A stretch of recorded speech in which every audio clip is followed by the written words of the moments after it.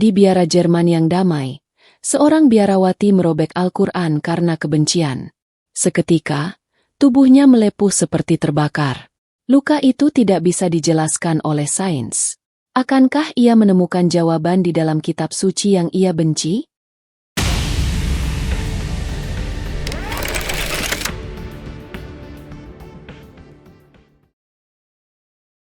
Sinar matahari sore menembus jendela kaca patri di biara St. Elizabeth, melukis lantai batu dengan warna-warna cerah, merah delima, biru safir, dan kuning emas. Namun, keindahan itu tidak mampu menembus kegelapan di hati Suster Hildegard. Di usianya yang menginjak 50 tahun, Hildegard telah mengabdikan lebih dari separuh hidupnya di balik tembok biara yang tenang dan damai di pinggiran kota Heidelberg, sebuah kota yang terkenal akan keindahan sejarahnya di Baden-Württemberg, Jerman. Sejak remaja, ia telah dididik untuk meyakini bahwa ia mengemban tugas suci untuk menjaga kekristenan dari segala pengaruh yang dianggap merusak, dan dalam pandangannya, tidak ada yang lebih merusak daripada Islam. Keyakinan ini bukan datang secara tiba-tiba. Hildegard tumbuh di tengah narasi-narasi yang menakutkan tentang perang salib, penaklukan Konstantinopel, dan ancaman terhadap Eropa. Di seminari dan biara, ceramah tentang benteng Eropa yang rapuh, dan kebangkitan musuh lama, seringkali ia dengar. Setiap cerita diperkuat oleh berita-berita di televisi yang menggambarkan konflik di Timur Tengah. Ia meyakini, dengan sepenuh hati, bahwa satu-satunya cara untuk menyelamatkan peradaban Barat adalah dengan menolak dan membatasi penyebaran Islam. Beberapa tahun terakhir, keyakinannya semakin mengeras, terutama dengan kedatangan para pengungsi Suriah. Heidelberg, yang biasanya tenang, kini terasa lebih ramai. Wajah-wajah baru, bahasa yang asing, dan masjid-masjid yang mulai bermunculan di pinggiran kota menjadi pemandangan yang tak nyaman bagi Hildegard. Alih-alih melihat mereka sebagai korban perang yang membutuhkan bantuan, ia melihat mereka sebagai simbol dari apa yang ia takuti. Mereka adalah perwujudan fisik dari ancaman yang selama ini hanya ada dalam ceramah-ceramah. Mereka datang bukan untuk mencari perlindungan, tapi untuk menanamkan benih-benih agama mereka di tanah kita. Gumamnya pada suatu sore, saat melihat sekelompok keluarga Suriah berjalan melewati gerbang biara. Rekan-rekan biarawati lainnya, seperti Suster Agnes yang lebih tua dan bijaksana, mencoba menenangkannya. Hildegard, mereka adalah anak-anak Tuhan, sama seperti kita. Mereka menderita, ucap Suster Agnes lembut. Hildegard mendengus sinis. Mereka menderita karena pilihan mereka sendiri. Agnes, kita tidak bisa terus-menerus menoleransi sesuatu yang pada akhirnya akan menghancurkan kita. Apakah kamu lupa sejarah? Mereka tidak pernah benar-benar damai, jawabnya, tanpa sedikit pun rasa ragu dalam suaranya. Suster Agnes hanya bisa menghela napas. Ia tahu, mencoba berdebat dengan Hildegard sama saja seperti membenturkan kepala ke tembok. Kebencian Hildegard sudah mendarah daging, seperti lumut yang tumbuh di dinding tua biara, sulit untuk dihilangkan. Suatu malam, Hildegard tidak bisa tidur. Pikirannya dipenuhi oleh rasa gelisah. Ia merasa tidak cukup hanya dengan berdoa. Ia merasa harus melakukan sesuatu yang lebih. Sebuah tindakan yang nyata untuk menunjukkan penolakannya. Sebuah ide gila mulai terlintas di benaknya. Sebuah aksi simbolis yang ia yakini akan membersihkan udara spiritual di sekitarnya. Keesokan paginya, ia menyelinap keluar biara, sebuah tindakan yang jarang ia lakukan. Ia pergi ke sebuah toko buku di pusat kota. Sambil terus menunduk agar jubahnya tidak terlalu menarik perhatian, ia mencari sebuah buku yang sangat spesifik. Ia berhenti di bagian buku-buku agama dunia. Jantungnya berdegup kencang saat matanya menemukan sebuah kitab dengan sampul hijau tua dan tulisan Arab di depannya. Itu adalah sebuah Al-Quran. Tangannya gemetar saat mengambilnya. Rasanya seperti menyentuh sesuatu yang penuh racun. Hildegard membayar buku itu dengan uang dari donasi gereja. Ia merasa tindakannya adalah sebuah investasi spiritual, bukan pengeluaran biasa. Ia buru-buru kembali ke biara, menyembunyikan buku itu di bawah jubahnya. Selama beberapa hari berikutnya, Hildegard sering terlihat sendirian. Ia menghabiskan waktu di kamarnya, merenungkan rencananya. Ia berencana untuk melakukan ritual pemurnian di dalam kapel biara. Ia yakin, dengan merobek Al-Quran di hadapan salib, ia akan mengirimkan pesan kuat kepada Tuhan, bahwa ia berdiri teguh membela iman Kristen dari apa yang ia anggap sebagai bid'ah dan ajaran sesat. Ia memilih malam hari untuk melancarkan aksinya. Kapel akan sepi, hanya ada ia dan Tuhan. Pukul 11 malam, setelah memastikan semua biarawati lain telah tidur, Hildegard berjalan perlahan menuju kapel. Angin dingin berembus melalui celah jendela, membuat lilin di tangannya berkedip-kedip. Langkah kakinya bergema di lorong yang sunyi. Saat sampai di depan altar, ia meletakkan Al-Quran di atas meja kecil di samping altar. Hatinya dipenuhi oleh campuran rasa takut dan kepuasan. Ia berlutut sejenak, berdoa dengan penuh emosi. Ya Tuhan, aku lakukan ini demi Engkau, demi gereja MU. Lindungilah kami dari kegelapan yang datang, bisiknya. Ia lalu berdiri, mengambil Al-Quran. Tangan kanannya gemetar saat ia memegang sudut halaman pertama. Ia menariknya kuat-kuat. Suara kertas robek terdengar nyaring di keheningan kapel. Ia mengulangi tindakannya beberapa kali. Air matanya menetes, bukan karena penyesalan, melainkan karena rasa kelegaan yang mendalam. Ia merasa telah menyelesaikan sebuah misi suci. Namun, saat ia merobek halaman terakhir, sebuah rasa panas yang aneh tiba-tiba muncul di telapak tangannya. Panas itu tidak seperti sentuhan api, tetapi seperti energi yang membakar dari dalam. Ia menjatuhkan sisa-sisa Al-Quran ke lantai. Rasa sakit itu menyebar dengan cepat ke seluruh lengannya, lalu ke wajahnya, dan akhirnya ke seluruh tubuhnya. Kulitnya terasa seperti melepuh, dan ia bisa merasakan gelembung-gelembung kecil mulai muncul. Suster Hildegard menjerit. Jeritannya tidak seperti jeritan kemarahan atau kebencian, melainkan jeritan kesakitan yang luar biasa. Ia merosot ke lantai, memegangi tubuhnya yang kini terasa seperti bara api. Di kejauhan, pintu kapel terbuka. Cahaya lilin yang dibawa oleh Suster Agnes dan beberapa biarawati lain menyinari tubuhnya yang kini penuh dengan lepuhan merah mengerikan. Ya Tuhan, teriak Suster Agnes, menjatuhkan lilinnya.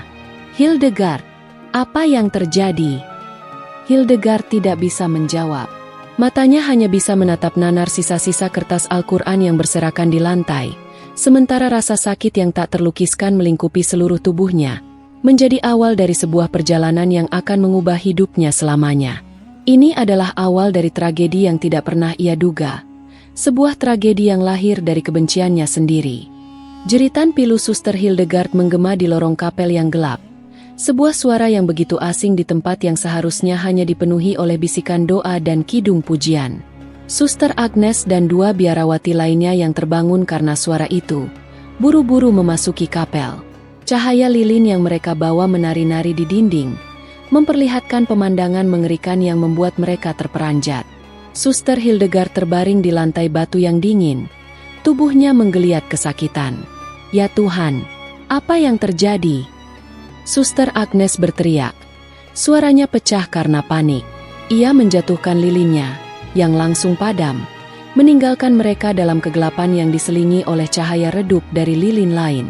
Hildegard tidak bisa menjawab. Setiap tarikan napas terasa seperti bara api yang membakar paru-parunya. Kulitnya kini penuh dengan lepuhan merah keunguan, yang perlahan mulai mengeluarkan cairan bening. Rasa sakitnya tidak seperti luka bakar akibat api. Ini terasa seperti api yang membakar dari dalam, dari setiap sel di tubuhnya. Matanya yang memerah menatap ke arah sisa-sisa halaman Al-Quran yang berserakan di lantai. Sebuah pengingat bisu akan perbuatannya. Biarawati-biarawati lain yang telah berkumpul melihat kertas-kertas itu. Mereka bingung, tidak tahu apa yang harus mereka lakukan. Suster Agnes, yang paling senior, segera mengambil alih. Kita harus membawanya ke rumah sakit sekarang. Cepat panggil mobil, perintahnya. Dengan panik, mereka mencoba mengangkat Hildegard. Setiap sentuhan membuat Hildegard menjerit kesakitan. Tubuhnya terasa begitu panas, seolah-olah ia menderita demam yang sangat tinggi.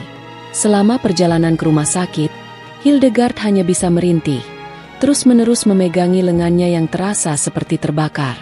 Pikirannya kacau, dipenuhi oleh kebingungan dan ketakutan. Ia terus bertanya pada dirinya sendiri, mengapa? Kenapa ini terjadi padaku? Aku hanya melakukan apa yang benar. Di Rumah Sakit Universitas Heidelberg, Suster Hildegard langsung ditangani oleh tim gawat darurat. Namun, para dokter yang memeriksa kebingungan. Luka-luka di tubuh Hildegard tidak cocok dengan gejala medis yang mereka kenal. Luka itu tidak memiliki pola yang jelas, beberapa lepuhan besar, sementara yang lain hanya bintik-bintik merah kecil. Tidak ada bau asap, tidak ada tanda-tanda kerusakan jaringan akibat panas yang biasa terjadi pada luka bakar. Ini aneh sekali, gumam Dr. Bauer, dokter senior di ruang gawat darurat.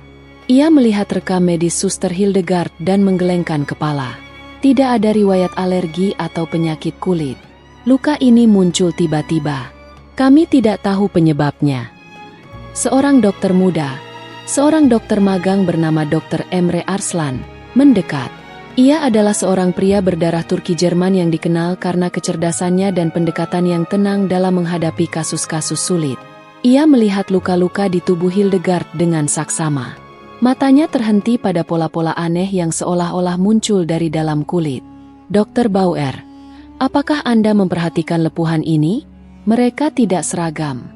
Ada beberapa yang terlihat seperti tulisan. Ucap Dr. Emre pelan, sambil menunjuk ke lepuhan-lepuhan yang menyebar di punggung Suster Hildegard. Dr. Bauer mengerutkan kening. Jangan mengada-ada. Emre, ini luka bakar tingkat 2. Meskipun aneh, tidak ada tulisan di sini. Namun, Dr. Emre tidak yakin. Ia merasa ada sesuatu yang janggal. Saat perawat membersihkan cairan dari lepuhan, Dr. Emre merasakan sensasi spiritual yang kuat. Ia teringat cerita dari neneknya di Ankara tentang Al-Quran dan kekuatan yang terkandung di dalamnya. Cerita-cerita tentang bagaimana kitab suci itu bisa menyembuhkan, tetapi juga, dalam kasus yang sangat ekstrim, bisa bereaksi terhadap kebencian. Suster Agnes, yang menunggu di luar, akhirnya dipanggil masuk. Ia menceritakan apa yang terjadi. Tetapi dengan tergesa-gesa ia menyembunyikan detail tentang Al-Quran. Ia hanya mengatakan bahwa Hildegard tiba-tiba menjerit dan jatuh saat berdoa di kapel. Dr. Emre, yang kini tahu lebih banyak, mulai mencurigai ada sesuatu yang disembunyikan. Setelah Hildegard dipindahkan ke kamar perawatan, Dr. Emre kembali untuk memeriksanya. Ia duduk di samping ranjang, memegang termometer digital. Suhu tubuh Hildegard sangat tinggi, namun tidak menunjukkan tanda-tanda infeksi. Suster Hildegard, ucap Dr. Emre lembut. Suaranya dipenuhi empati yang tulus. Saya tahu ini mungkin sulit, tetapi bisakah Anda menceritakan dengan jujur apa yang terjadi? Luka Anda, saya belum pernah melihat yang seperti ini. Ada sesuatu yang tidak cocok dengan diagnosis medis. Hildegard membuka matanya perlahan. Ia melihat wajah Dr. Emre, wajah yang tidak seperti orang-orang yang biasanya ia temui. Wajahnya dipenuhi oleh janggut tipis dan sorot mata yang teduh. Hildegard merasakan kebenciannya terhadap orang-orang seperti dia kembali muncul. Namun, rasa sakit yang tak tertahankan mengalahkan kebenciannya. Saya jatuh, bisik Hildegard. Suaranya serak. Ia tidak bisa mengaku. Kebanggaan dan kebenciannya terlalu besar. Dr. Emre mengangguk. Saya mengerti. Namun, jika Anda tidak jujur, kami tidak akan bisa membantu. Ada sesuatu tentang luka Anda yang spiritual. Saya tidak bisa menjelaskannya secara medis, tapi saya bisa merasakannya. Hildegard terdiam. Ia menatap Dr. Emre dengan mata penuh curiga. Apa maksudmu spiritual? Tanyanya. Ada energi aneh dari luka ini.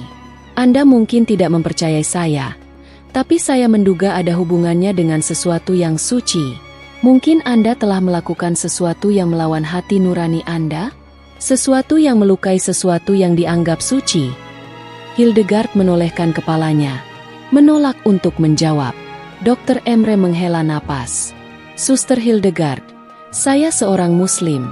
Saya tahu Anda mungkin memiliki prasangka tentang saya. Tapi saya bersumpah di atas nama Tuhan bahwa saya ingin membantu Anda. Saya tidak peduli apa agama Anda. Saya hanya peduli pada kesembuhan Anda. Mendengar kata Muslim, Kebencian di hati Hildegard kembali menyala. Ia menatap Dr. Emre dengan mata penuh amarah. "Pergi dari sini. Aku tidak butuh bantuan dari orang sepertimu," bentaknya dengan tenaga yang masih tersisa. Dr. Emre hanya tersenyum sedih. Ia meletakkan tangan di bahu Hildegard. "Saya akan kembali nanti. Pikirkanlah apa yang saya katakan." Setelah Dr. Emre keluar dari ruangan, Hildegard kembali terbaring dalam kesakitan. Kata-kata Dr. Emre terus terngiang di telinganya. Sesuatu yang suci, spiritual. Ia tidak bisa menghindar dari kenyataan bahwa luka itu muncul setelah ia merobek Al-Quran. Apakah ini adalah hukuman dari Tuhan? Ataukah dari Tuhan yang lain? Pikiran-pikiran ini membuatnya bingung. Sebuah konflik besar antara keyakinan lamanya dan pengalaman yang baru saja ia alami. Ia masih yakin ia benar, tetapi tubuhnya kini memberitahu hal sebaliknya. Hildegard kini terjebak di antara dua dunia. Dunia yang penuh dengan kebencian dan kepastian yang ia bangun selama bertahun-tahun, dan dunia yang ia takuti, di mana ia harus menghadapi kenyataan bahwa ia mungkin salah. Rasa sakit fisik adalah awal, tapi rasa sakit batin yang kini ia rasakan jauh lebih dalam dan tak tertahankan. Ini adalah awal dari pertempuran yang jauh lebih besar. Sebuah pertempuran yang akan menentukan nasib jiwanya. Pagi hari di rumah sakit Universitas Heidelberg terasa dingin dan sunyi. Suster Hildegard terbangun, tubuhnya masih terasa perih. Meskipun rasa sakit hebat yang ia rasakan semalam telah sedikit mereda. Ia menatap langit-langit putih kamar rumah sakit, bingung dan dipenuhi kecemasan. Di atas nakas samping tempat tidurnya, ada sebuah buku catatan medis yang tebal. Tertulis di sana namanya dan beberapa istilah medis yang tidak ia mengerti. Namun, ia tahu, ada sesuatu yang salah.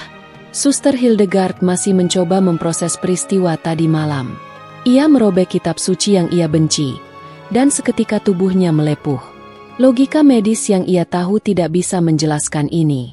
Ia telah menghabiskan puluhan tahun hidupnya di dalam komunitas yang meyakini mukjizat. Namun ia tak pernah menduga akan mengalami sesuatu yang sangat personal dan mengerikan seperti ini. Ia mencoba meyakinkan dirinya sendiri bahwa ini hanya kebetulan, sebuah reaksi alergi yang parah akibat debu atau tinta buku. Namun pikiran itu terdengar konyol bahkan di telinganya sendiri. Pintu kamarnya terbuka, dan masuklah Dr. Emre Arslan. Ia membawa nampan berisi sarapan dan beberapa obat. Wajahnya tenang, matanya ramah. Tidak menunjukkan sedikitpun kemarahan atas perlakuan Hildegard semalam.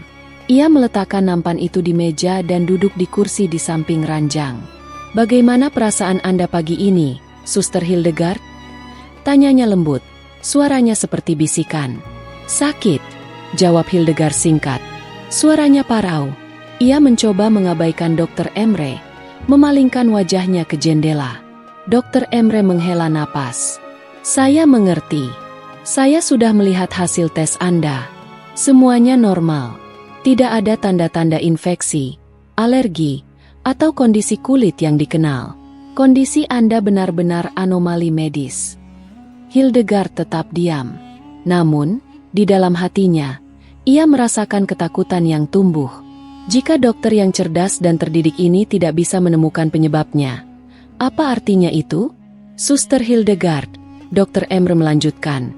"Sebagai seorang dokter, saya harus mencari tahu penyebab fisik dari penyakit. Saya tidak bisa menemukan apapun. Sebagai seorang yang beriman, saya harus mencari tahu penyebab yang lain." Hildegard akhirnya menoleh. Ia menatap Dr. Emre dengan mata penuh curiga. "Apa yang Anda coba katakan? Bahwa ini adalah hukuman dari Tuhan?" Dr. Emre tersenyum tipis. "Saya tidak berani mengklaim tahu isi hati Tuhan. Tapi saya bisa bilang, ini bukan sekadar penyakit. Ini adalah manifestasi dari sesuatu yang jauh lebih dalam." Ia mengambil sebuah buku dari tasnya dan meletakkannya di samping nampan sarapan. Itu adalah sebuah buku tebal tentang psikologi dan teologi. Anda tahu, ilmu pengetahuan dan agama seringkali berjalan beriringan. Psikologi mengajarkan kita tentang bagaimana konflik batin bisa memengaruhi kesehatan fisik kita. Aliran pemikiran lain mengatakan, ketika kita melanggar sesuatu yang suci, baik yang kita sadari atau tidak, alam semesta akan memberikan reaksinya. Hildegard merasa frustrasi. Saya tidak melanggar apapun. Saya hanya melakukan apa yang benar. Saya menjaga iman saya. Tapi dengan cara apa, Suster Hildegard? Tanya Dr. Emre. Suaranya kini terdengar lebih serius. Apakah Anda melakukannya dengan cinta atau dengan kebencian? Apakah Anda melindungi iman Anda dengan kasih sayang atau dengan amarah? Saya tidak ingin menghakimi Anda. Saya hanya mencoba memahami. Saya percaya, untuk menyembuhkan luka fisik ini, kita harus terlebih dahulu menyembuhkan luka di hati Anda. Hildegard merasa air mata mulai menggenang. Ia tidak pernah berpikir bahwa kebencian yang selama ini ia peluk erat akan menjadi sumber penderitaannya. Ia selalu menganggap kebencian itu sebagai perisai, bukan racun. Dr. Emre bangkit dan berjalan ke arah jendela, menatap keluar. Anda tahu, kakek saya pernah bercerita tentang kisah-kisah lama, tentang Al-Quran. Kakek saya bilang, Al-Quran adalah kitab suci yang penuh dengan cahaya, dengan energi yang begitu murni. Jika seseorang merusak kitab itu dengan niat yang murni dan baik, tidak akan terjadi apa-apa. Tapi jika seseorang merusaknya dengan kebencian, dengan niat untuk menghina, energi itu bisa berbalik melawan mereka. Ini bukan sihir, Suster Hildegard. Ini adalah prinsip alam semesta yang telah lama dilupakan oleh manusia modern. Hildegard menelan ludah. Ia tidak bisa lagi menolak kenyataan. Luka-luka di tubuhnya adalah bukti nyata. Ia memandangi wajah Dr. Emre, yang terlihat begitu tulus. Ia tahu, ia harus menceritakan semuanya. Saya merobeknya, bisik Hildegard. Matanya berkaca-kaca. Al-Quran itu, saya merobeknya di dalam kapel. Dr. Emre berbalik. Ia menatap Hildegard dengan mata penuh pengertian. Tidak ada amarah. Tidak ada penghakiman, hanya ada rasa kasihan yang tulus. Saya tahu, ucapnya pelan. Suster Agnes memberitahu saya tentang Al-Quran yang berserakan di kapel. Saya hanya tidak tahu siapa yang melakukannya. Mengapa? Mengapa Anda tidak marah? Tanya Hildegard, bingung. Karena saya percaya, kemarahan tidak akan menyembuhkan. Kebencian tidak akan menyembuhkan. Satu-satunya yang bisa menyembuhkan adalah kasih sayang dan pengampunan.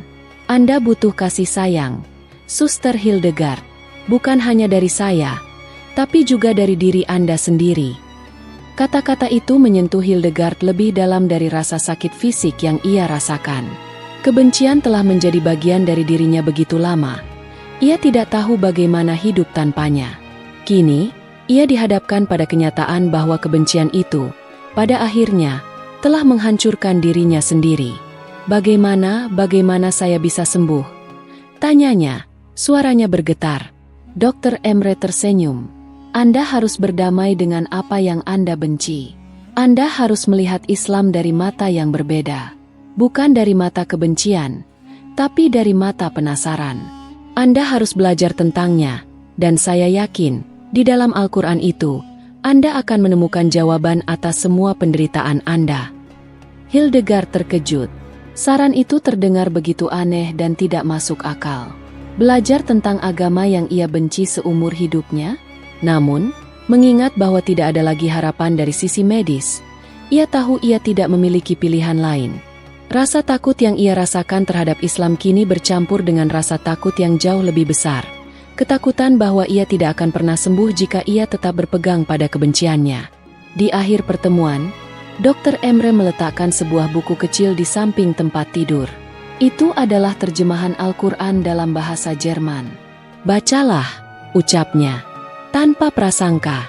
Dan saat Anda menemukan sesuatu yang membingungkan, tanyakan pada saya. Saya akan ada di sini untuk membantu Anda. Ketika Dr. Emre meninggalkan ruangan, Hildegard mengambil buku itu. Kulitnya yang melepuh terasa berdenyut-denyut. Ia menatap sampul buku itu. Sebuah sampul yang dulu ia pandang dengan jijik, kini menjadi satu-satunya harapan untuk kesembuhannya. Ia tidak tahu bagaimana caranya, tetapi ia harus melakukannya. Ia harus membuka hatinya pada sebuah kebenaran yang selama ini ia tolak, demi kesembuhan jiwanya dan raganya. Suasana di kamar rumah sakit Suster Hildegard terasa begitu hening, diselingi oleh bunyi alat-alat medis yang berdetak pelan. Setelah Dr. Emre meninggalkan ruangan, Hildegard terbaring dalam keheningan yang menyesakan, ditemani oleh Al-Quran kecil yang ditinggalkan oleh sang dokter. Ia memandangi sampul buku itu dengan campuran rasa ingin tahu, kebencian, dan ketakutan yang mendalam. Kebencian yang sudah mendarah daging selama bertahun-tahun kini diuji oleh rasa sakit fisik yang tak tertahankan. Malam itu, ia tidak bisa tidur. Setiap kali ia mencoba memejamkan mata, ia melihat kilas balik kejadian di kapel. Ia melihat wajah-wajah para biarawati yang terkejut, melihat kepanikan di mata Suster Agnes, dan yang paling parah, ia merasakan kembali sensasi terbakar yang menjalar di seluruh tubuhnya. Itu bukanlah sekadar luka fisik. Itu adalah tanda bahwa ia telah melanggar sesuatu yang jauh lebih besar dari sekadar hukum manusia. Keesokan paginya, Suster Agnes datang menjenguknya. Wajahnya dipenuhi oleh kekhawatiran dan kesedihan. Ia duduk di samping Hildegard, memegang tangannya yang terbalut perban. "Hildegard, apa yang terjadi sebenarnya?" tanyanya, suaranya pelan. "Kami mencari tahu, tapi tidak ada yang tahu." Para dokter bingung. Mereka mengatakan ini anomali. Hildegard tetap diam. Ia tidak bisa menceritakan apa yang ia lakukan. Ia terlalu malu. Bagaimana ia bisa mengakui bahwa kebenciannya telah menyebabkan penderitaan ini? Bagaimana ia bisa menjelaskan bahwa ia mencoba menyelamatkan gereja dengan merobek kitab suci agama lain? Suster Agnes melihat sebuah buku di atas nakas.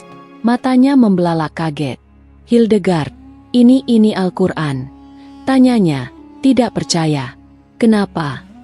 Kenapa kamu memilikinya? Apakah kamu membelinya?" Hildegard menunduk. "Tidak, itu dari dokterku. Dia menyuruhku membacanya. Dia bilang itu satu-satunya cara untuk sembuh." Suster Agnes tiba-tiba berdiri. Wajahnya berubah dari kekhawatiran menjadi ketakutan. "Hildegard, jangan. Kamu tidak bisa. Ini adalah godaan. Setan mencoba mengambil keuntungan dari penderitaanmu. Kamu harus membuang buku ini. Segera." "Tapi Agnes," bantah Hildegard. "Dokter itu bilang ini satu-satunya cara. Dia bilang ini bukan penyakit fisik. Luka-luka ini muncul setelah. Hildegard berhenti. Ia tidak bisa melanjutkan. Suster Agnes menggelengkan kepala. "Tidak, apapun yang dia katakan, kamu tidak bisa mempercayainya. Ini adalah tipu daya. Mereka akan memanfaatkan kelemahanmu. Kamu tidak bisa membiarkan imanmu goyah. Kamu sudah mengabdi pada Kristus seumur hidupmu. Jangan biarkan ini merusak semuanya." Pernyataan Suster Agnes memicu konflik batin dalam diri Hildegard. Sebagian dirinya merasa bahwa Suster Agnes benar. Ini adalah tipuan. Mungkin saja dokter itu, seorang Muslim, memanfaatkan kondisinya untuk menyebarkan agamanya. Namun, sebagian lainnya merasakan kejujuran dalam kata-kata Dr. Emre. Ia tidak pernah menghakimi, dan matanya selalu memancarkan kebaikan yang tulus. Rasa sakit fisik yang ia rasakan juga memberitahunya bahwa ada sesuatu yang jauh lebih dalam dari sekadar godaan. Suster Agnes melihat keraguan di mata Hildegard. Ia mengambil buku itu dan hendak membuangnya. "Aku akan membuangnya. Dan aku akan berbicara dengan kepala biara. Kamu harus meminta dokter lain."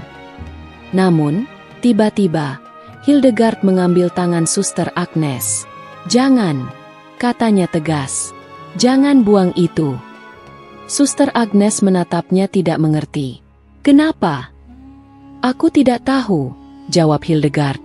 Suaranya dipenuhi oleh keputusasaan. "Tapi, aku tidak bisa menolak. Ada sesuatu yang memberitahuku bahwa ini adalah jalan satu-satunya. Jika ini memang ujian, maka aku harus menghadapinya." Dr. Emre kembali sore harinya. Ia membawa sebuah buku tentang sejarah Islam di Jerman dan beberapa artikel jurnal tentang terapi alternatif yang berhubungan dengan spiritualitas. Ia meletakkannya di samping ranjang Hildegard, di samping Al-Quran. "Saya membawa ini untuk Anda," katanya. "Mungkin ini bisa membantu Anda memahami. Jangan khawatir, Anda tidak harus langsung percaya. Cukup baca saja. Hildegard menatap Dr. Emre. Suster Agnes memberitahu saya bahwa Anda mungkin mencoba memanfaatkan saya. Bahwa ini adalah tipu daya. Dr. Emre tersenyum. Itu haknya untuk berpikir begitu. Itu adalah ketakutan alami. Tapi pikirkan ini, Suster Hildegard. Jika saya ingin menyebarkan agama saya tidak akan melakukannya dengan cara ini. Saya bisa saja menyebarkannya dengan cara lain. Tapi yang saya ingin berikan kepada Anda bukan sekadar agama. Saya ingin memberikan Anda kedamaian. Saya ingin Anda sembuh. Dan saya yakin, jalan untuk menyembuhkan luka fisik Anda adalah dengan menyembuhkan kebencian di hati Anda. Kata-kata Dr. Emre terasa begitu tulus. Hildegard merasa ia bisa mempercayai dokter ini. Ia membandingkan ketenangan yang terpancar dari Dr. Emre dengan kepanikan di mata Suster Agnes. Meskipun Suster Agnes tulus mengkhawatirkannya, pendekatannya didasarkan pada ketakutan. Pendekatan Dr. Emre didasarkan pada kasih sayang dan keyakinan. Bagaimana saya harus memulainya? Tanya Hildegard. Suaranya nyaris tak terdengar. Dr. Emre duduk di kursi. Matanya berbinar. Mulailah dengan Al-Fatihah. Surat pertama di Al-Quran. Itu adalah doa pembuka. Baca terjemahannya. Lalu lanjutkan dengan surat-surat pendek. Baca pelan-pelan. Pahami maknanya. Jangan fokus pada apa yang Anda benci. Fokus pada apa yang bisa Anda pelajari. Hildegard membuka Al-Quran terjemahan itu. Jantungnya berdebar kencang. Tangannya yang melepuh menyentuh halaman pertama. Ia membaca dengan mata yang berkaca-kaca. Dengan nama Allah yang Maha Pengasih lagi Maha Penyayang. Seketika, ia merasa ada aliran listrik lembut yang mengalir ke seluruh tubuhnya. Rasa perih di kulitnya mereda. Ini bukan sekadar ilusi. Ini adalah sensasi nyata yang ia rasakan. Ia melanjutkan membaca, kalimat demi kalimat, ayat demi ayat. Segala puji bagi Allah, Tuhan seluruh alam, yang Maha Pengasih lagi Maha Penyayang, pemilik hari pembalasan. Sesuatu dalam dirinya mulai berubah. Setiap kata terasa seperti salep yang menenangkan jiwanya yang telah lama bergejolak. Ia menyadari bahwa ia telah membuang seluruh hidupnya untuk membenci sesuatu yang sebenarnya tidak ia pahami. Ia membenci sebuah konsep, bukan sebuah realitas. Al-Quran yang ada di tangannya tidak mengandung kebencian atau ajaran kekerasan. Sebaliknya, ia dipenuhi dengan kata-kata tentang cinta, pengampunan, dan kedamaian. Melihat Hildegard membaca dengan khusyuk, Dr. Emre tersenyum lega. Ia tahu, perjalanannya akan panjang, tetapi ia telah berhasil menanamkan benih pertama. Ia bangkit dan berjalan ke pintu, meninggalkan Hildegard sendirian dengan Al-Quran dan pergolakan batinnya. Saat malam tiba, Suster Hildegard terus membaca. Ia membaca tentang kisah Nabi Musa, Nabi Isa, dan nabi-nabi lainnya yang ia kenal dalam ajaran Kristen. Ia terkejut bahwa nama-nama suci ini juga ada dalam Al-Quran. Ia menemukan bahwa Islam bukanlah agama yang menghina nabi-nabi ini, tetapi justru menghormati mereka. Hildegard menutup buku itu saat dini hari. Luka-lukanya memang belum sembuh total, namun rasa perihnya jauh berkurang. Ia kini bisa menggerakkan lengannya tanpa rasa sakit yang teramat sangat. Di atas semua itu, hatinya yang dipenuhi kebencian kini terasa lebih ringan. Ia masih belum siap untuk memeluk Islam, tetapi ia siap untuk belajar. Ia menyadari, mungkin inilah takdirnya. Untuk menemukan kedamaian, ia harus terlebih dahulu menghadapi apa yang ia benci, dan belajar untuk mencintainya. Malam-malam di rumah sakit Universitas Heidelberg bagi Suster Hildegard kini terasa berbeda. Gelapnya malam tidak lagi dipenuhi oleh jeritan batin atau bayangan-bayangan kebencian. Sebaliknya, ia dipenuhi oleh cahaya baru, cahaya yang ia temukan di dalam buku yang dulu ia pandang dengan jijik, Al-Quran. Setelah percakapan dengan Dr. Emre, ia memutuskan untuk memberikan kesempatan pada dirinya sendiri. Ia membaca, ayat demi ayat, dan menemukan sebuah dunia yang jauh berbeda dari apa yang ia bayangkan. Hildegard memulai dari awal. Ia membaca Al-Fatihah berkali-kali, meresapi setiap kata. Dengan nama Allah yang Maha Pengasih lagi Maha Penyayang. Kata-kata itu terasa seperti salep yang menenangkan jiwanya yang telah lama terluka oleh kebencian. Ia melanjutkan ke surat-surat pendek, membaca terjemahan-terjemahan yang disajikan dengan indah. Ia terkejut menemukan bahwa ajaran dalam buku itu tidak sekeras yang ia duga. Ia membaca tentang pentingnya berbuat baik kepada sesama, tentang keadilan, dan tentang pengampunan. Pada suatu sore, Dr. Emre masuk ke kamarnya, tersenyum saat melihat Hildegard sedang membaca buku yang ia berikan. "Bagaimana kabarnya hari ini?" tanyanya. Hildegard mendongak. Ada pancaran cahaya baru di matanya. "Lebih baik. Luka-luka saya sudah tidak terlalu perih. Dan saya menemukan sesuatu yang menakjubkan." "Apa itu?" tanya Dr. Emre. Matanya penuh rasa ingin tahu. "Saya membaca tentang Nabi Isa," jawab Hildegard. "Di dalam Al-Quran, saya terkejut bahwa Nabi Isa sangat dihormati. Bahkan ada satu surat yang dinamai dari ibunya, Maryam." Dr. Emre tersenyum. "Ya, di dalam Islam, Nabi Isa, atau Yesus, adalah salah satu dari 5 rasul besar yang sangat dihormati. Ia adalah nabi yang diberkahi. Islam tidak menolak para nabi terdahulu, melainkan melengkapi ajaran mereka." Hildegard terdiam sejenak. Pikiran-pikiran yang selama ini ia pegang teguh mulai runtuh satu persatu. Ia selalu diajarkan bahwa Islam adalah agama yang memusuhi kekristenan. Namun, apa yang ia baca, dan apa yang ia dengar dari Dr. Emre, membuktikan sebaliknya. "Lalu, mengapa ada begitu banyak konflik?" tanya Hildegard. Suaranya dipenuhi oleh kebingungan yang tulus. "Jika Islam adalah agama damai, mengapa begitu banyak kekerasan yang dilakukan atas namanya?" Dr. Emre duduk di kursi di samping ranjang. "Itu adalah pertanyaan yang bagus, Suster Hildegard. Dan itu adalah pertanyaan yang diajukan oleh banyak orang. Sama seperti dalam agama lain, ada orang-orang yang menafsirkan ajaran agama untuk tujuan kekerasan dan kekuasaan. Ada orang-orang yang menggunakan nama agama untuk membenarkan tindakan mereka. Tetapi itu tidak mencerminkan esensi dari ajaran itu sendiri. Anda tidak menilai kekristenan dari Inkuisisi Spanyol, bukan? Anda tidak menilai Islam dari perbuatan segelintir orang. Kita harus melihat pada ajaran aslinya, bukan pada perbuatan orang-orang yang menyalahgunakan nama itu." Kata-kata Dr. Emre menusuk hati Hildegard. Ia merasa malu. Ia telah menghabiskan seluruh hidupnya untuk membenci seluruh populasi hanya karena perbuatan segelintir orang, sama seperti orang-orang yang ia benci karena menyebarkan narasi kebencian. Ia adalah bagian dari masalah yang ia benci. Pencerahan itu datang secara bertahap, seperti fajar yang menyingsing di atas pegunungan Squabische Alp.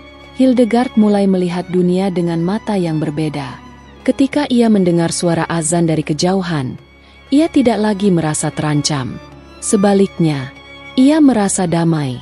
Ia mulai mendengarkan ceramah-ceramah agama Islam secara daring, mempelajari lebih dalam tentang sejarah, dan bahkan mencoba beberapa kata dalam bahasa Arab.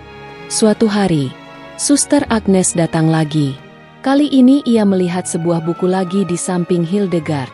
Itu adalah buku tentang sejarah Islam di Eropa. "Hildegard, aku sudah memperingatkanmu," ucapnya. Suaranya dipenuhi oleh kekecewaan. "Kamu membiarkan dirimu digoda oleh dokter itu." "Aku tidak digoda, Agnes," jawab Hildegard dengan tenang. "Aku mencari kebenaran.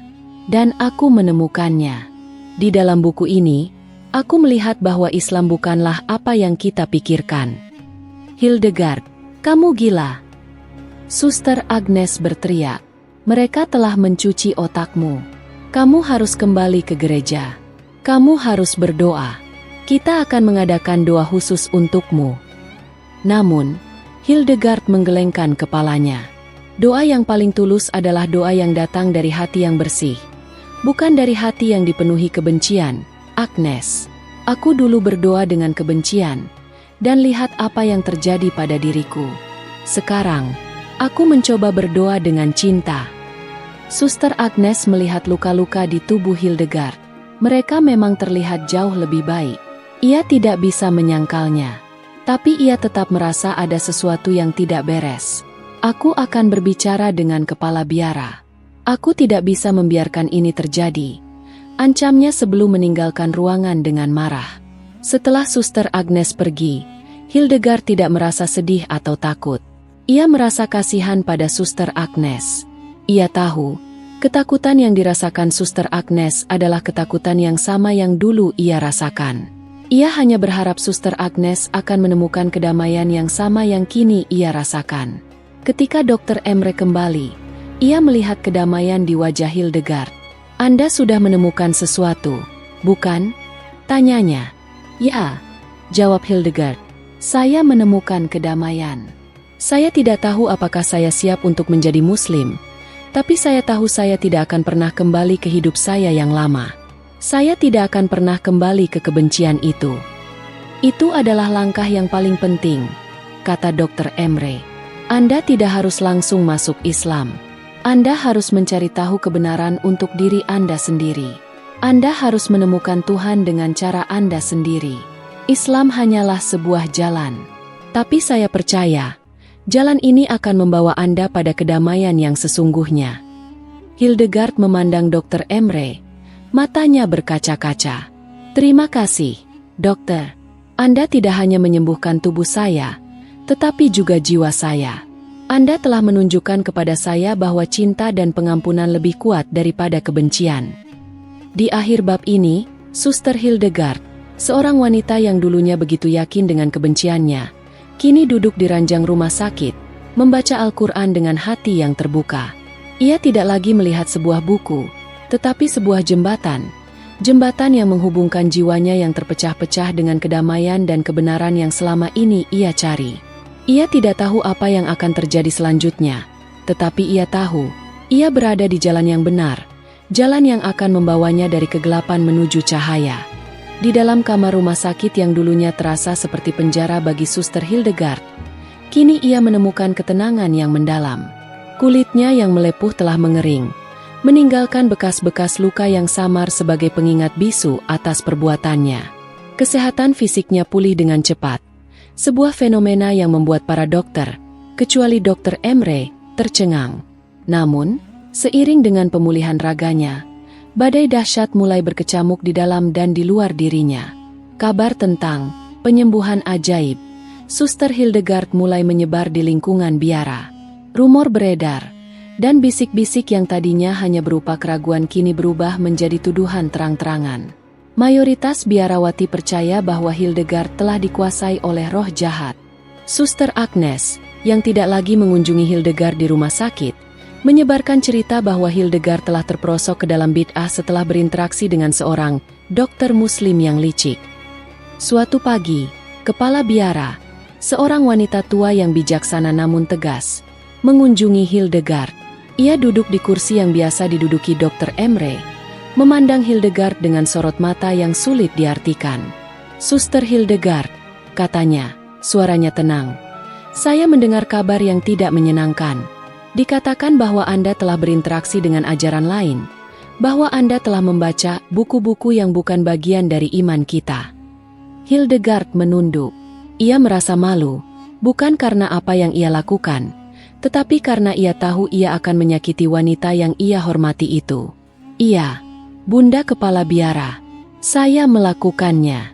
Luka-luka saya tidak bisa dijelaskan secara medis." Dr. Emre mengatakan ini ada kaitannya dengan sesuatu yang lebih dalam. Dan ia benar. Ketika saya mulai mempelajari Al-Quran, luka-luka saya mulai sembuh.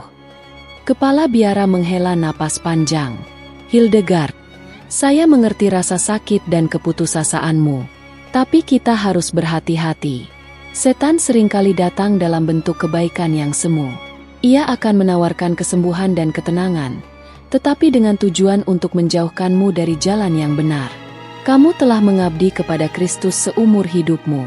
Apakah kamu akan membuangnya begitu saja?" "Tidak, Bunda," jawab Hildegard. "Saya tidak membuang Kristus. Saya menemukan bahwa Kristus sangat dihormati di dalam Islam. Saya menemukan bahwa Islam bukanlah musuh yang kita bayangkan. Itu hanyalah salah satu cara untuk menyembah Tuhan yang sama." Pernyataan Hildegard mengejutkan kepala biara. Wajahnya yang tenang kini menunjukkan kerutan dalam. Itu adalah pemikiran yang berbahaya. Hildegard, satu-satunya jalan menuju keselamatan adalah melalui Kristus. Apa yang kamu katakan adalah bid'ah. Saya tidak bisa membiarkan ini. Jika kamu tidak melepaskan pemikiran ini dan berhenti membaca buku-buku itu, saya tidak punya pilihan lain selain mengusirmu dari biara. Kamu tidak bisa berada di antara biarawati lain dan menyebarkan keraguan ini. Hildegard terdiam. Ia tidak pernah membayangkan bahwa ia akan dihadapkan pada pilihan yang sulit ini. Biara, tempat ia mengabdikan hidupnya, atau kebenaran yang baru saja ia temukan. Ia tahu, kembali pada kehidupan lamanya berarti kembali pada kebencian. Itu berarti ia akan kembali sakit. Namun, meninggalkan biara berarti ia akan kehilangan satu-satunya keluarga yang ia miliki. Konflik eksternal ini diperparah dengan konflik internal yang memuncak. Malam itu, Hildegard mengalami mimpi buruk yang mengerikan. Ia melihat dirinya kembali ke kapel. Ia melihat wajahnya yang penuh kebencian saat merobek Al-Quran. Lalu, tiba-tiba, wajah-wajah orang yang ia benci, para pengungsi Suriah, muncul. Namun, alih-alih menunjukkan kemarahan, mereka tersenyum. Mereka mengulurkan tangan mereka padanya, menawarkan air dan makanan. Hildegard mencoba mengambilnya, tetapi tangannya melepuh.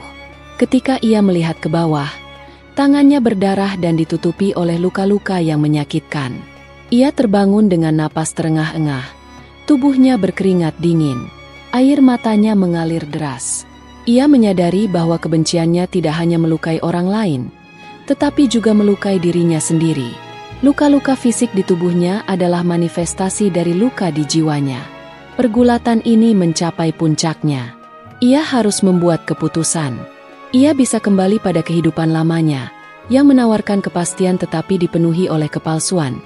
Atau ia bisa memilih jalan baru, yang tidak pasti tetapi menawarkan kedamaian dan kebenaran. Keesokan harinya, Dr. Emre datang seperti biasa. Ia melihat mata Hildegard yang sembab, dan ia bisa merasakan pergolakan batin yang dialami pasiennya. Ia duduk dengan tenang. "Saya tahu ini sulit," katanya. "Saya bisa merasakan dilema Anda. Mereka mengancam akan mengusirku, Emre," kata Hildegard, memanggilnya dengan nama kecil untuk pertama kalinya. "Mereka bilang aku gila. Mereka bilang aku sudah murtad." "Apakah Anda merasa demikian?" tanya Dr. Emre. "Apakah Anda merasa gila? Apakah Anda merasa bahwa Anda telah mengkhianati Kristus?" Hildegard menggelengkan kepala. "Tidak, saya merasa lebih dekat dengan Tuhan daripada sebelumnya. Saya merasa damai. Tapi saya juga takut. Saya tidak punya siapa-siapa di luar sana." "Anda punya Tuhan," jawab Dr. Emre. "Dan Anda punya saya. Saya akan membantu Anda, apapun pilihan Anda. Tapi pilihan ini ada di tangan Anda. Ini adalah pertarungan iman yang paling berat. Pertarungan melawan diri sendiri, melawan ketakutan dan prasangka yang telah Anda pegang selama bertahun-tahun." Hildegard memejamkan mata. Ia memikirkan kembali semua yang telah ia lalui. Ia memikirkan bagaimana luka-lukanya sembuh ketika ia mulai membaca Al-Quran. Ia memikirkan mimpi buruknya yang menunjukkan bahwa ia tidak bisa disembuhkan jika ia tetap berpegang pada kebencian. Ia memikirkan ketulusan Dr. Emre dan ketenangan yang ia rasakan.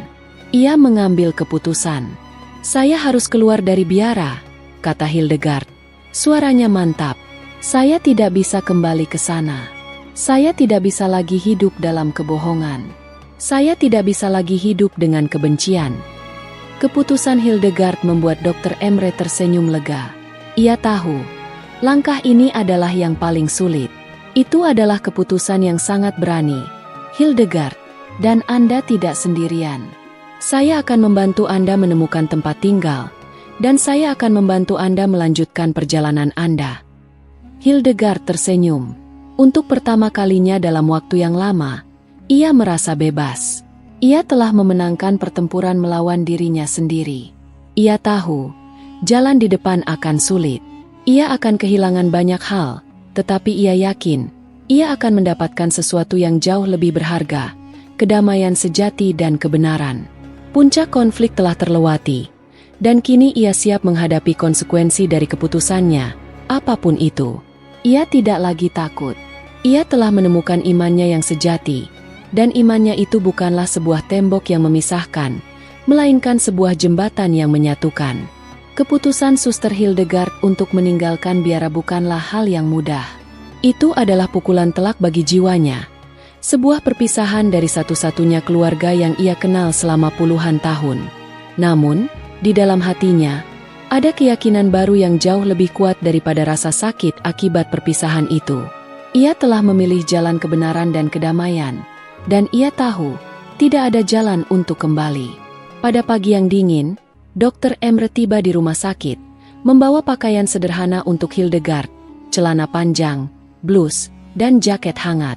Itu adalah pakaian pertama yang ia pakai setelah bertahun-tahun mengenakan jubah biarawati. Merasakan kain yang berbeda di kulitnya adalah pengalaman yang aneh, namun juga membebaskan. Ia merasa seperti terlahir kembali, bukan hanya secara fisik tetapi juga secara spiritual. "Anda siap?" tanya Dr. Emre. Matanya menunjukkan rasa hormat yang mendalam. Hildegard mengangguk. "Ya, saya siap." Mereka meninggalkan rumah sakit, berjalan menuju mobil Dr. Emre. Di dalam mobil, Hildegard merasakan hembusan angin dingin yang tidak ia rasakan di biara. Ia melihat dunia luar dengan mata baru. Jalan-jalan yang sibuk, orang-orang yang bergegas, dan kebisingan kota yang dulu ia hindari kini terasa hidup dan penuh dengan potensi. "Kemana kita akan pergi?" tanya Hildegard. "Ke rumah saya." "Sementara," jawab Dr. Emre, "ibu saya akan sangat senang bertemu Anda. Kami akan mengatur tempat tinggal yang layak untuk Anda, tetapi untuk sementara, Anda akan tinggal bersama kami." Hildegard terkejut. "Anda yakin?" Saya takut akan menjadi beban." "Tidak sama sekali," kata Dr. Emre. "Anda adalah tamu kami. Ibu saya selalu mengajarkan bahwa tamu adalah berkah.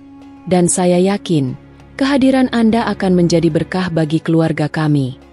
Setibanya di rumah Dr. Emre, Hildegard disambut dengan hangat oleh ibunya, seorang wanita tua yang ramah dengan mata yang sama tulusnya dengan mata Dr. Emre. Ia memeluk Hildegard seolah mereka sudah saling mengenal selama bertahun-tahun. Hildegard merasa air mata menggenang di matanya. Setelah menghadapi kebencian dan penolakan, kebaikan yang tulus ini terasa sangat luar biasa. "Selamat datang, Nak," kata ibu Dr. Emre. Suaranya lembut. "Jangan khawatir. Kamu sudah seperti anakku sendiri sekarang."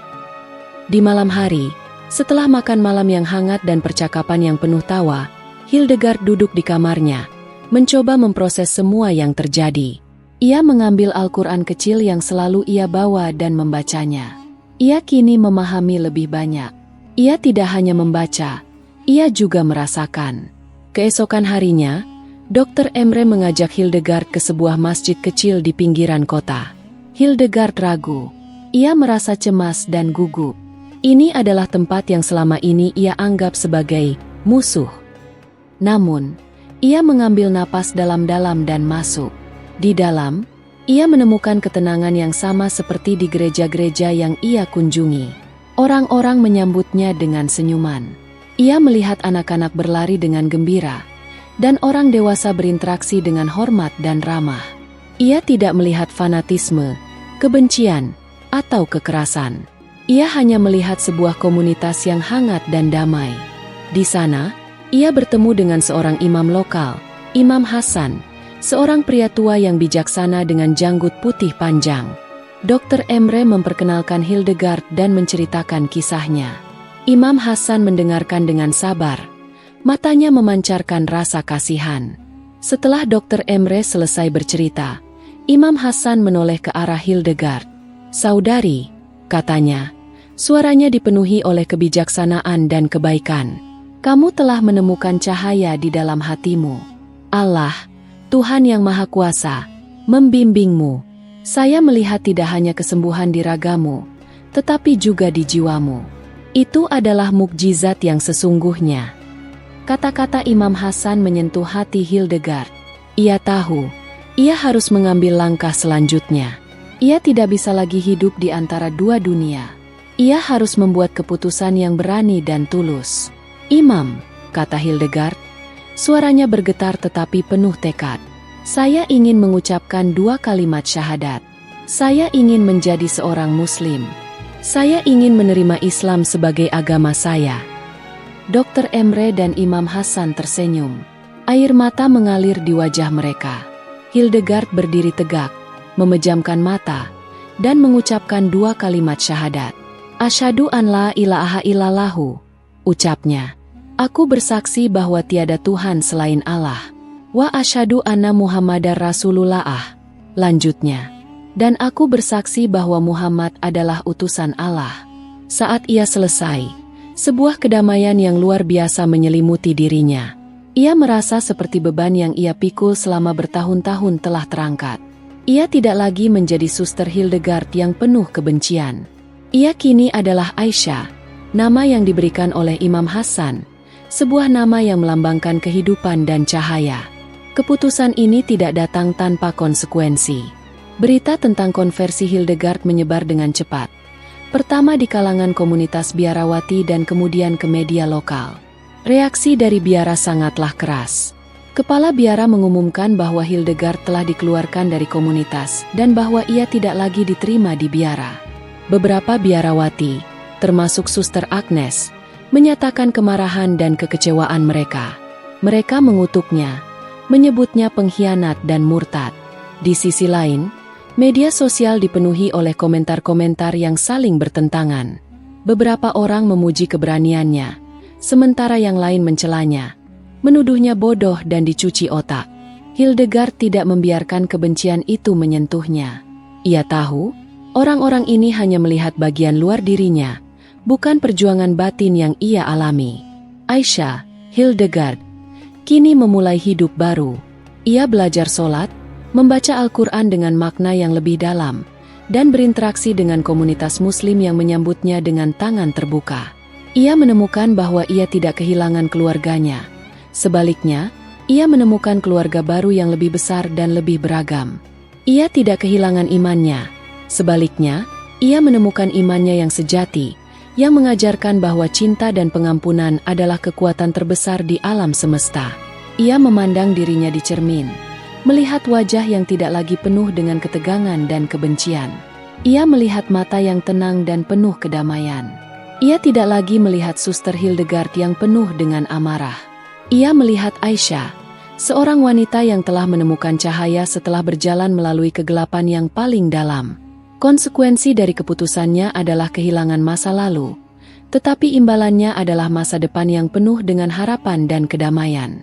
Setelah meninggalkan biara dan mengikrarkan diri sebagai seorang muslimah dengan nama Aisyah, hidup Hildegard tidak serta-merta menjadi mudah. Keputusan besarnya memang membawa kedamaian batin, tetapi juga mengundang badai sosial yang tak terhindarkan.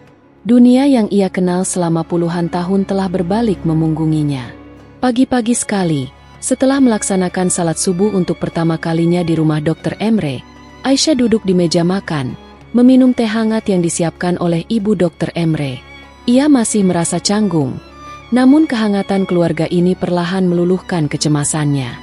Ibu Dr. Emre, seorang wanita yang kini Aisyah panggil Emre, Ibu Emre, tidak pernah menuntut apapun. Ia hanya memberikan cinta dan dukungan. Bagaimana perasaanmu, Aisyah? Tanya Emre, tersenyum tulus. Aisyah menghela napas. Saya merasa bebas, tetapi juga sedikit takut. Saya tidak tahu harus memulai dari mana. Dr. Emre, yang baru selesai membaca Al-Quran, menimpali. Jangan khawatir, Allah tidak akan membiarkanmu sendirian. Jalan yang kamu pilih memang penuh ujian, tapi di setiap ujian ada berkah. Benar saja, ujian pertama datang dalam bentuk kunjungan yang tidak terduga. Pagi itu, Suster Agnes bersama 2 biarawati lainnya datang ke rumah Dr. Emre. Mereka berdiri di depan pintu dengan wajah tegang dan curiga. Emre mempersilakan mereka masuk, namun mereka menolak. Mereka hanya meminta untuk berbicara dengan Hildegard.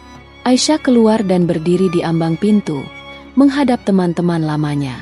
Agnes, ucapnya lembut. Suster Agnes menatapnya dengan mata penuh kekecewaan.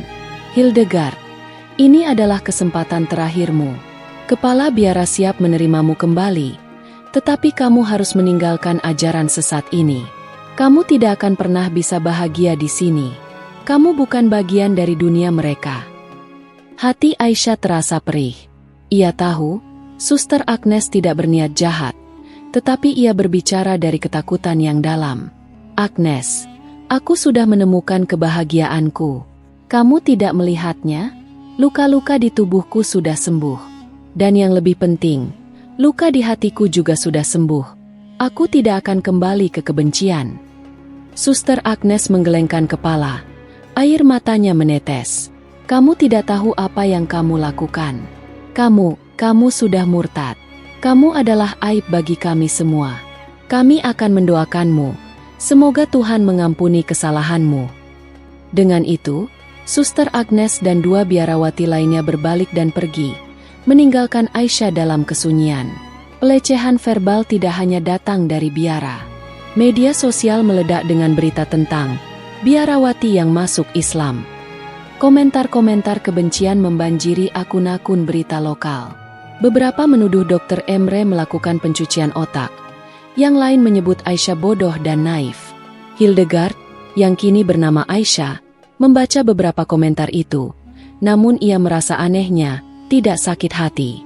Ia tahu, kata-kata itu tidak berasal dari kebencian terhadap dirinya, tetapi dari ketakutan yang sama yang dulu ia miliki.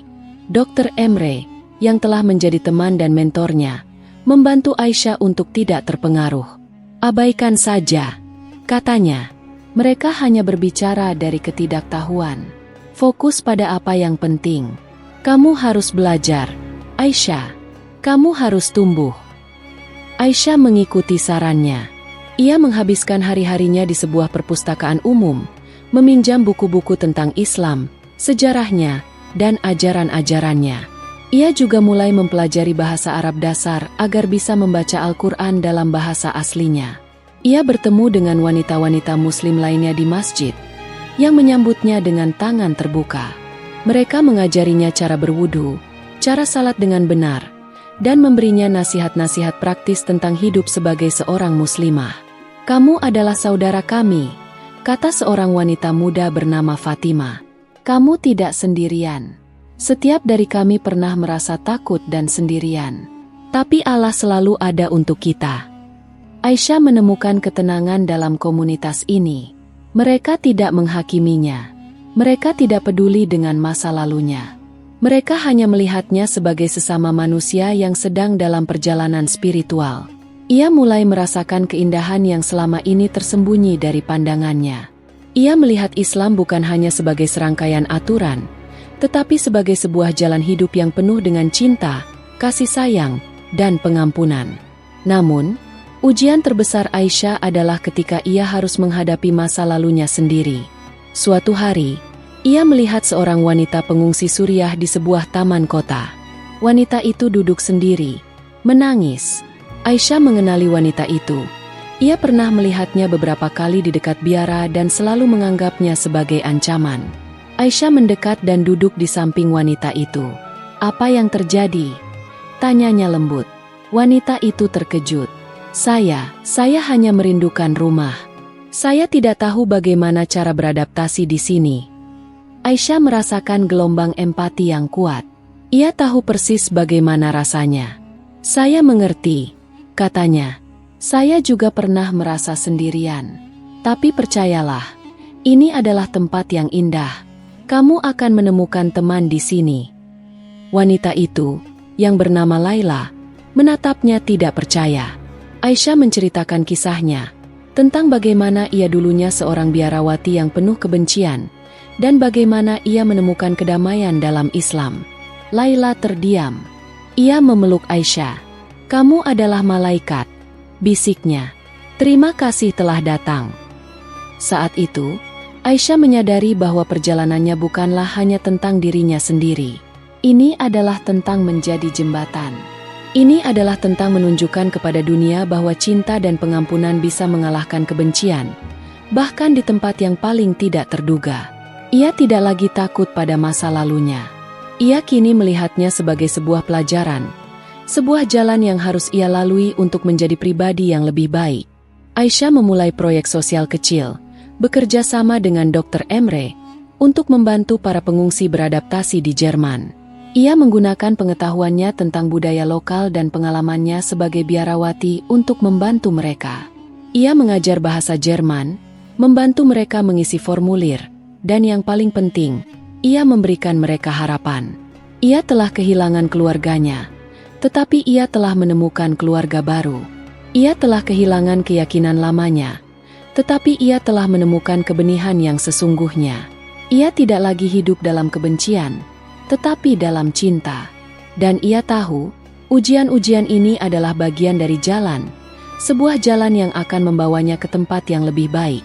Aisyah, yang dulu Suster Hildegard yang penuh kebencian, kini adalah bukti hidup bahwa manusia bisa berubah, bahwa cinta bisa menyembuhkan, dan bahwa pengampunan adalah kekuatan terbesar di alam semesta. 3 bulan telah berlalu sejak Aisyah, dulunya Hildegard, meninggalkan biara. Hidupnya kini diisi dengan hal-hal yang tidak pernah ia bayangkan. Belajar bahasa Arab, salat 5 waktu, dan yang paling utama, berinteraksi dengan orang-orang yang dulu ia benci. Proyek sosialnya untuk membantu para pengungsi telah berkembang pesat. Ia tidak lagi melihat mereka sebagai ancaman, melainkan sebagai sesama manusia yang berhak mendapatkan kasih sayang. Namun, di dalam hatinya, masih ada satu hal yang belum terselesaikan. Ia ingin berdamai dengan masa lalunya, terutama dengan Suster Agnes. Suatu sore, saat ia sedang mengajar beberapa anak pengungsi bahasa Jerman, Dr. Emre datang. Wajahnya menunjukkan campuran rasa hormat dan keprihatinan. "Aisyah," ucapnya, "saya mendengar kabar dari biara. Mereka akan mengadakan misa khusus untuk mendoakanmu." Hati Aisyah terasa perih. Ia tahu, misa itu bukanlah perayaan, melainkan ritual pengusiran spiritual. Itu adalah cara mereka menyatakan bahwa ia telah hilang selamanya dari komunitas mereka. "Saya mengerti," jawabnya lirih. "Saya harus pergi ke sana." Dr. Emre terkejut. "Apa? Tapi kenapa? Mereka tidak menginginkanmu di sana. Mereka akan menyakitimu." "Tidak," jawab Aisyah. Matanya penuh tekad. "Mereka tidak akan menyakitiku. Mereka hanya takut. Aku harus pergi ke sana, bukan untuk berdebat atau membuktikan sesuatu, tetapi untuk berterima kasih. Aku harus menunjukkan kepada mereka bahwa aku tidak membenci mereka.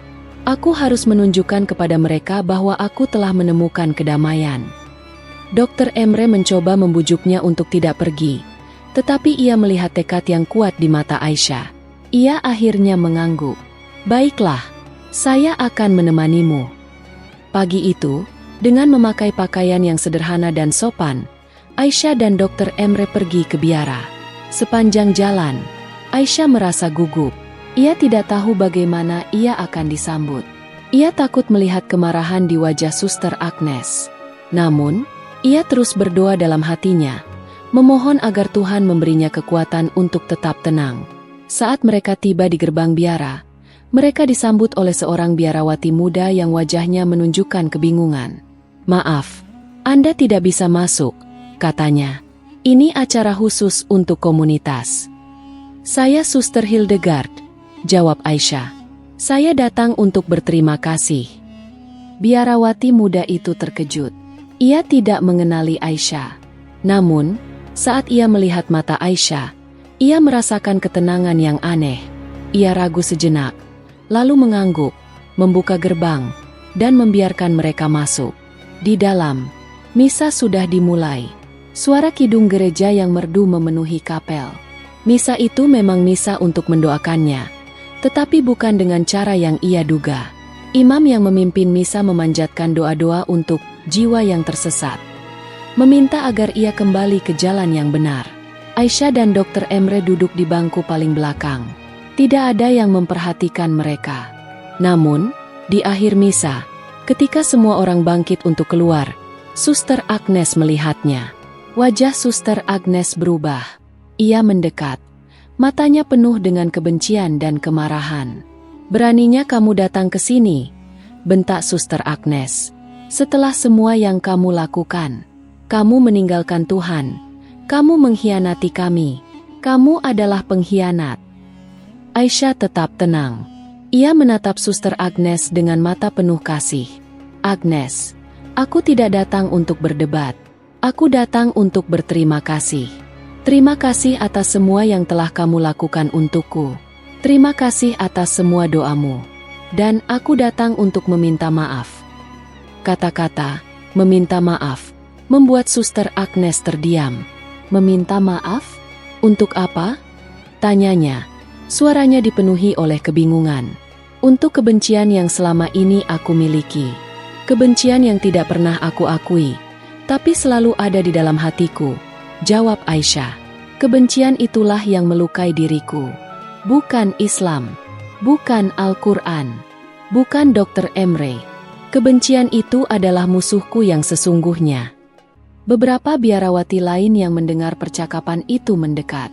Mereka melihat kedamaian di wajah Aisyah, sesuatu yang tidak pernah mereka lihat sebelumnya. Mereka melihat ketenangan yang memancar dari dirinya.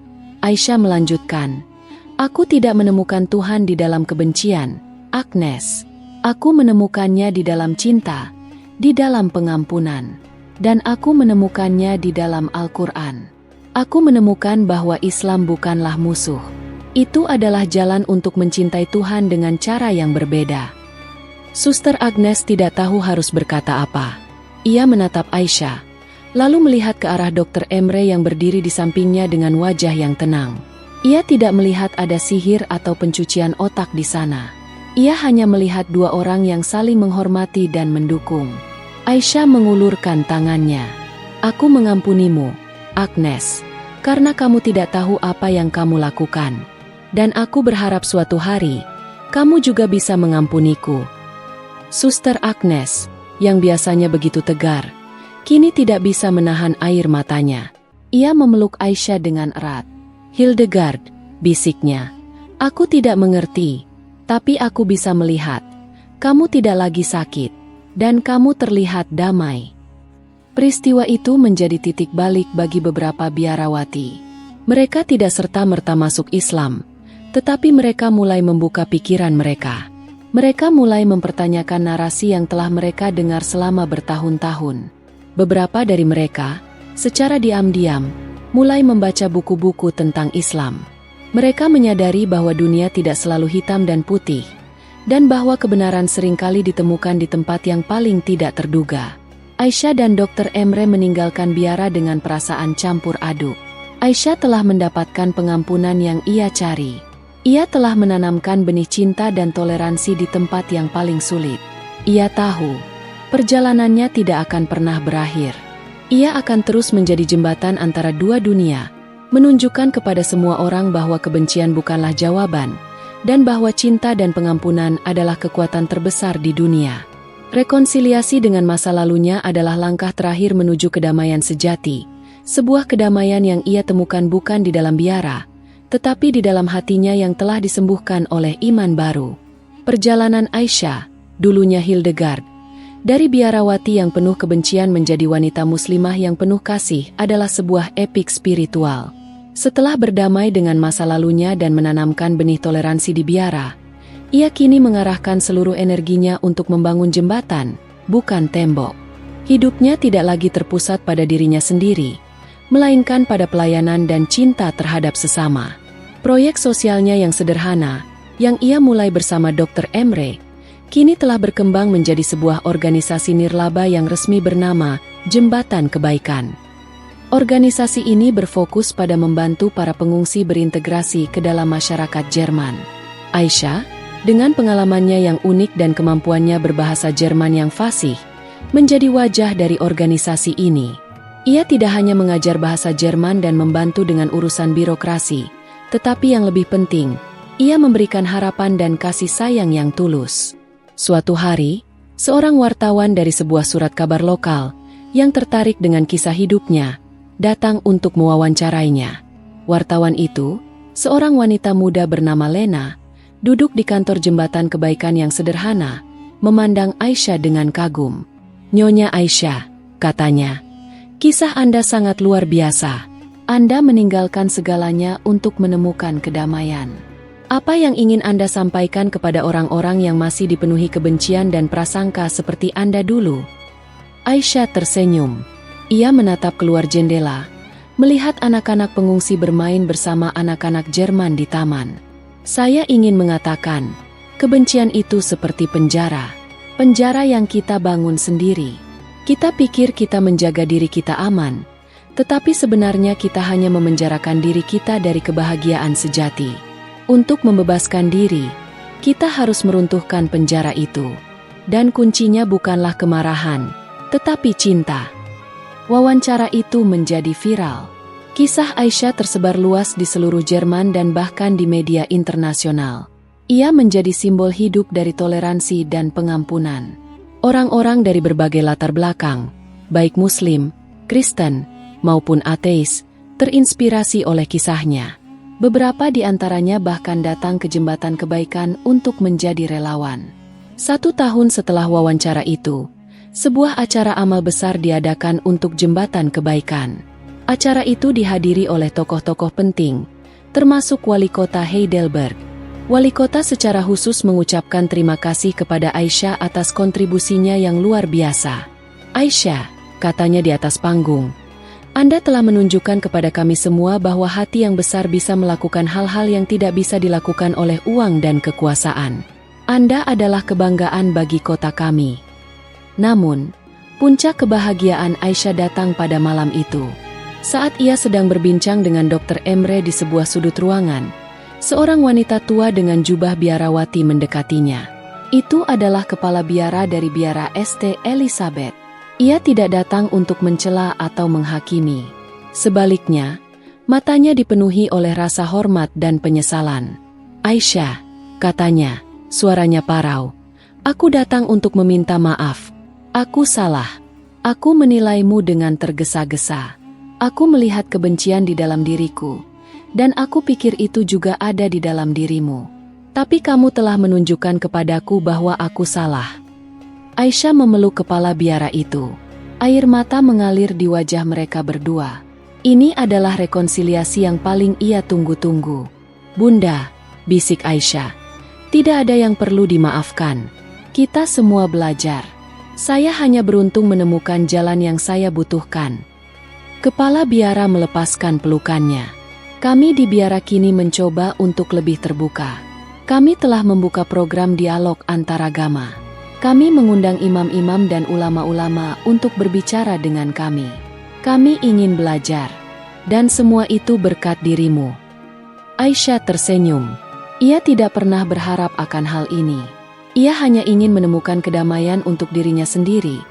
Tetapi ia telah menanamkan benih yang akan tumbuh menjadi pohon yang rindang.